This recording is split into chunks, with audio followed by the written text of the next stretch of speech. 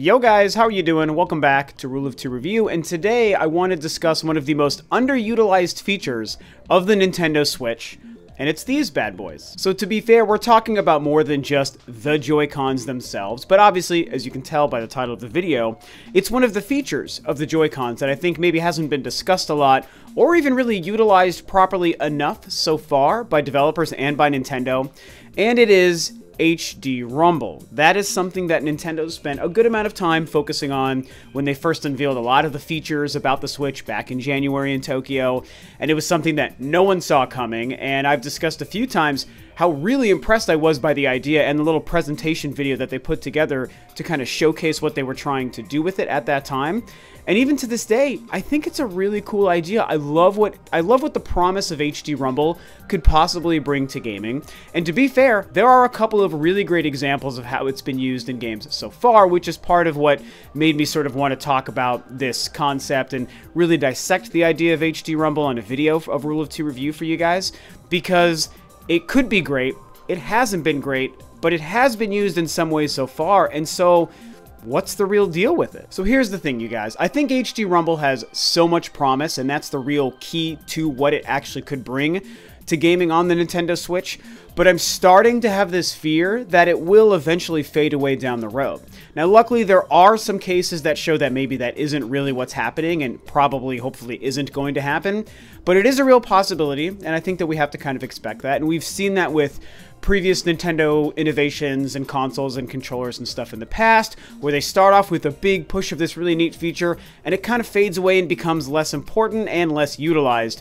The 3D feature on the 3DS is a great example, and I'm one of the weird few that actually love the 3D feature on the 3DS, and I play all of my games 90%, if not 99% of the time in 3D for that reason. But I mean, gosh, here we are near the end of the console's life cycle. Nintendo started to release iterations of the 3DS without 3D, and even recently released a game, Pikmin, that doesn't even use 3D. And so, HD Rumble, what's the deal with it? Well, to me, the reason I think HD Rumble is so exciting is because it could bring a couple of cool elements into the gameplay experience if it's used properly, and especially going forward if it begins to be used more and more by both Nintendo and other developers. For me, there are two main features of HD Rumble that become really exciting, and it has to do with how it could be implemented into the game.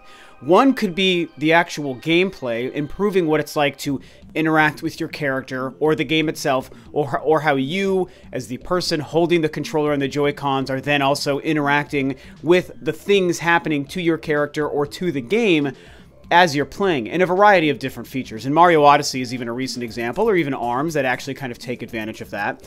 And the other element to it that I think is really cool, and probably even more interesting to me, is immersion. That's one of the things that I think a lot of people haven't been considering when discussing HD Rumble, which, to be fair, there really aren't a lot of people discussing HD Rumble, but I think that when we maybe just think of it as a thought or a thing that we know exists in the back of our mind, that might be something, an idea or concept surrounding HD Rumble that people haven't really considered. And what's really neat is there are two awesome recent third-party examples that kind of showcase what I'm getting at here. One of them is Doom, which, to be fair, I have yet to pick up or play on the Nintendo Switch. I've said so many times, I played it on the Xbox One last year. An amazing game. I've just been so backlogged with new games that that's one of the few re-releases I've yet to dive into on the Switch, but before the end of the year, I'll pick it up, probably in December. But from what I understand about Doom, and I've heard this from many people and many reports, is there are some great examples where, based on where you are in proximity to certain things in the environment, the HD Rumble will kick into effect. Most famously, my buddy Sean Long, RGT85, talked about how when he was playing it and standing near a fan in the game, the HD Rumble kicked in, and the closer you got to the fan, the more the HD Rumble started to kick up, and you could feel like you're actually standing closer to the fan with the movement and the motion and the sound of the motor going. And those kinds of things, to me, are fascinating and really cool, and they're really subtle. I mean, a lot of people probably wouldn't even notice something like that. The other recent one is Skyrim, which I am playing like crazy. I was even playing it earlier this morning before getting on camera for you guys. And one of the first things that clued me into how HD Rumble is being factored or used in Skyrim is the lock picking. And I don't know how many of you guys are familiar with lock picking or not in Skyrim, but essentially the lock icon comes up, and then you've got your tool and your lock pick that are both like sticking into the lock, and you have to rotate it until you find the spot that allows you to turn the key to open it. So hopefully I'll have a video or something here playing of it. But the point is, when you're rotating your lockpick around the keyhole to try to find the space that allows you to unlock this, whatever the lock is, the HD rumble is kicking in as you're using your analog stick to move it back and forth, and it's clicking and giving you little vibration bumps as you move around it, which in and of itself feels very contextually neat. Like, oh, I'm really here trying to pick this lock as it's clicking and clicking as you're moving around. And then you'll get a more intense, obvious kind of click bump. I don't know how else to describe this effect, but like a clicky thing. You know, the controller just like buzzes at you even more intense when you're in the spot or near the spot that will actually allow you to unlock the device. And that's great because to me, it's kind of a combination of the immersion of bringing you more into the experience and making you feel like you're actually holding the lockpick to open this lock or this chest or whatever, as well as a gameplay function because it's actually about the controls of controlling the lockpick feature. And there's a couple of other things really in combat, especially if you use some of the motion control. There are neat elements and instances where you're interacting with the world or combat where the HD rumble will kick in and give you these little contextual, organic bumps and vibrations that make you feel like you're really in that world. And those are just a couple of quick, obvious examples that come to my head of really neat ideas and ways that HD rumble could be incorporated into Switch games to immerse you more in the experience. And I mean, imagine if we end up getting a Grand Theft Auto, or even, I know it sounds crazy, a Red Dead, whether it's a re-release of Red Dead or Red Dead Redemption 2, where you got this big open world and you're running around doing all these things just like you do in a Skyrim game or in Breath of the Wild. And there could be so many different instances and things that you could run into, and people and items and buildings and just organic things within that game world that you interact with, and the HD rumble could kick in all these different ways to just make you subtly feel like you're a little bit more involved and actually within that game world based on all the weird HD rumbly things it might be doing at that time. It gets me really excited. It might not be for everybody, but to me, it's one of the key elements of HD rumble that people haven't really been discussing. Now, of course, the other thing I talked about when it comes to HD rumble is the gameplay feature and how it could actually impact playing and controlling your game. And like I said, the lockpicking thing in Skyrim is kind of a good example where it's doing a little bit of both and kind of skirting itself into the gameplay sort of status here. But, you know, there are a couple of other examples of games that I personally am familiar with and have played that I can speak to as far as how HD rumble could impact playing the actual game. The most obvious one that probably jumps to most of our minds is 1-2-Switch. I mean, that game was basically designed around all these different crazy features of the Joy-Cons. It's like, hey, this is our new console, the Switch, this is our new crazy controllers, the Joy-Cons with 100 different features, one of them is HD rumble. Here's this game we created with a bunch of mini games that utilize all of these different features in different ways. And, I mean, we all know the best example of HD rumble yet that I can possibly think of is the whole marble thing where you're holding a box, you know, an invisible box with your Joy-Con, you know, you're doing this thing, and you're turning it around, and you're doing this, and you can feel what feels like marbles moving around and clinking against the sides of the box or whatever to try to guess how many marbles, fake invisible marbles, might actually be in that box. And it's amazing how well that feels, how well the HD rumble works in that setting with that particular game, as well as a few others as well. And that's where, like, yeah, the gameplay, and I know it's just 1-2-Switch mini games, you guys, but still it counts as gameplay. And so the gameplay for these mini games suddenly is boosted to the next level, and even in some cases heavily relies on this cool HD rumble feature that Nintendo built into the Switch. A couple of other games that come to mind, Fast Racing Remix is a big one because they really did a good job incorporating the different level of, like, based on the velocity of your crash and your impact into other racers or the sides of the racetrack as you're racing and you're going a trillion miles an hour in that game, you get HD rumble impact feelings, you know, out of your Joy-Cons when you're playing, even if you're playing in, like, portable mode with the Joy-Cons on the side of your Switch. Although I do think that the HD rumble effects feel way better when the Joy-Cons are just in your hand or in the grip. To be fair, the grip actually is a great way to feel what the HD rumble feels like as well. But even more so when you've got them in two separate hands, because it feels more organic because both of your hands are free and feeling HD rumble impact effects and stuff. So You know, Fast Racing Neo is another really, really good one. And there's also Mario Odyssey. I mean, Mario Odyssey, I referenced it a little bit earlier. There's a couple of things. One of them is the vibration when you're close to a moon that's underground. There's like a mini game where you'll walk into a door and one of the locals of the different kingdom you're in will be like, oh, search around, maybe you'll feel something that tells you there's a moon underground.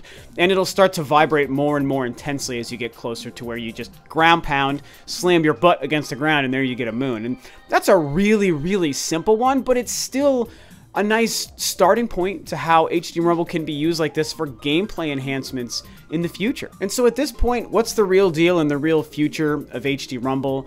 Obviously, it's hard to say, but seeing recent, very high-profile games like Mario Odyssey and Doom and Skyrim come out and actually be using HD Rumble in some ways, in some small, subtle, but still very cool and effective ways, I think it does show that it probably is something that a lot of developers are paying attention to more than we realize. It's unfortunately not really a part of the conversation. I mean, people aren't talking about it. With the rare exception, there really isn't a whole lot that people are putting and investing into the whole HD Rumble thing in terms of like talking about on social media and comment sections and YouTube videos and whatnot, which is why I wanted to make a video about it, because I've always thought it was cool since the get-go when Koizumi was showing like, I got ice cubes in my glass back in January. I was like, this is awesome. Like, what is that like? And then when I went to the January New York event just a couple of days after that and got to play the Switch like on that press day before anyone else got to, I was like, whoa, this HD Rumble is the bee's knees, man. This stuff is really, really cool. So it does seem like people are paying attention to it and developers are utilizing it in some ways. So I want to believe, even though I think there is the risk, like the 3DS comparison I made, that it does eventually go away and Nintendo stops focusing on it, there is also some good signs showing that maybe that won't happen. And maybe some developers and some games will continue to use it, and hopefully in more and more inventive ways. I mean, I'm somebody who's got all my attention focused on Metroid Prime 4, at least once we get past the release of Xenoblade Chronicles 2, which is literally the day after tomorrow from the recording of this video, this coming Friday. So once we get past that, it's like I am laser focused on Metroid Prime 4, even though I think it's like another year and a half or 2 years away. That's what I'm focused on, and that is a game.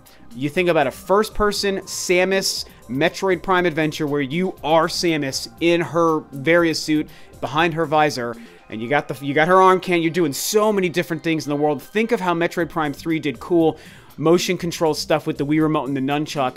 I mean, I expect some really cool Joy-Con-centric motion control activities and combat in Metroid Prime 4. I've talked about it so many times. I think it will be a great showcase for the Joy-Cons as an option if they're smart.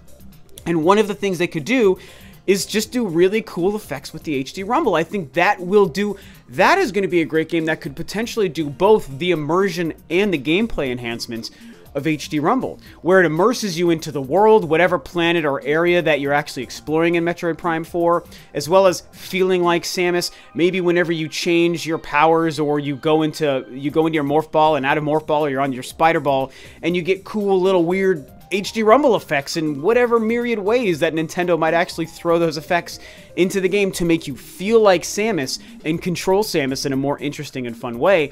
I'm telling you, I really think Metroid Prime 4 could be one of the best showcases of HD Rumble yet.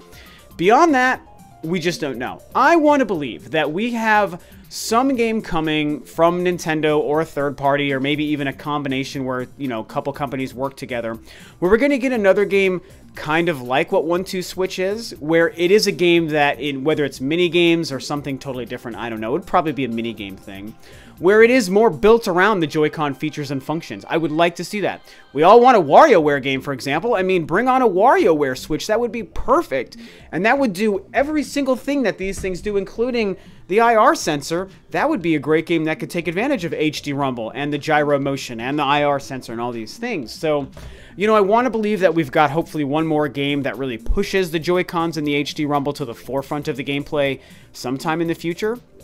But other than that, it's just a wait and see. So I think that's it. I think that's the most I had to say about HD Rumble. And really, I just wanted to get it out there that, hey, I love HD Rumble. I love how it's been used so far. I love the idea and the promise of it. I want to see it used more and see it used better. And also talk about some of these recent games, Skyrim, Doom, and Odyssey, that have actually been using it and maybe I can help kind of spark in a lot of you guys out there to pay more attention to it, and maybe even talk more about it and let Nintendo and other companies know and see in the Twitters and the social medias and comment sections of the world that people are into HD Rumble. If you're into it, maybe I'm the lonely guy on my little HD Rumble island all by myself with my Joy-Cons, the only guy who really is interested in it or cares about it. And that's fine. I'm still happy to make this video and put the conversation out there. But if you're also into it, I would say maybe try to work it into your conversations a little bit more with, you know, your fellow gamers and in the comment sections and social media over the next couple months and years or whatever, and just, you know, talk about it a little bit more. Let's get it into the dialogue that we're all having amongst each other when it comes to talking about Nintendo Switch gaming. So that's it for me today, guys. This was a lot of fun to talk about one of my favorite features of the Switch, and I do want to hear what you guys have to say. HD Rumble, are you into it? Do you hate it? Do you love it? Do you just simply not care? What do you think about it? Talk about all that fun stuff below. Thanks as always for tuning in, guys. This is Rob of Rule of Two Review, and I'll catch you next time on another video.